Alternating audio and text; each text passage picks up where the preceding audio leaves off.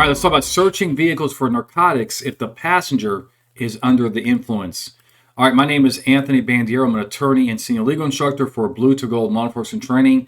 Bringing the Roadside Chat, I'm also the author of several books, the most popular being the Search and Seizure Survival Guide. Go check it out. Go to blue2gold.com, click on store, and you can see a table of contents, a sample chapter, and so forth. You're going to love it. It is the best-selling search and seizure book in America by far. All right.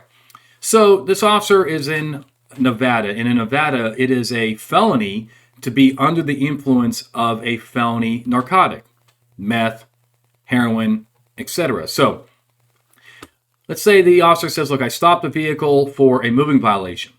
I observed 2 of the 3 persons under the influence of controlled substance. The driver was not. So basically, 2 passengers were under the influence of a controlled substance, and the officer here is a DRE, a drug recognition expert, so he knows what he's talking about.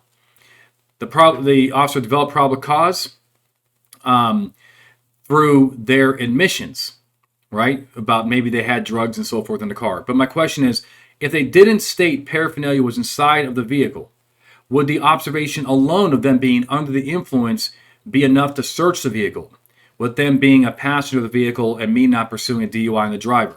I think the answer is no, right? I think that being in the vehicle in and of itself, being a passenger in the vehicle in and of itself is not probable cause to search the entire vehicle.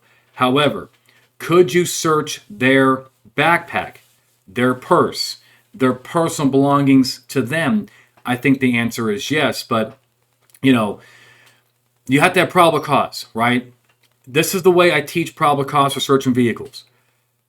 We can't go to court and say, Your Honor, I always do business that way. I always search vehicles for contraband because the passenger is or under the influence. We can't talk like that. We have to give specifics, right? And the way I teach it is, look, what would you tell a judge? What would you put on a piece of paper called an affidavit to ask a judge for pre-approval to get into that car? I know you don't need pre-approval to search cars under the motor vehicle exception, but the standard is the same. Either way, you have to have probable cause. Probable cause is a flexible, common sense standard.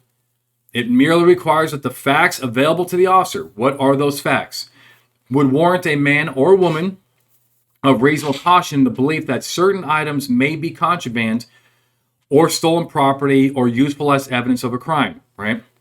It does not demand any showing that such belief be correct or more likely true than false. A practical, non-technical probability that incriminating evidence is involved is all that is required. So, what a great definition.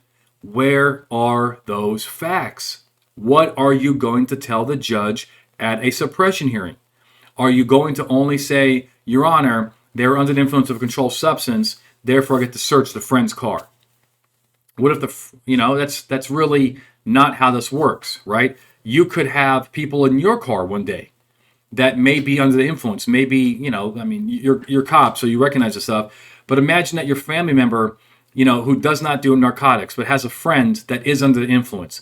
They get stopped. The police officer is able to recognize that the passenger is under the influence. And for that reason alone, they search your aunt's, uncle's, grandparents' car. Are you going to be okay with that, right? Do you feel that that's the way it works?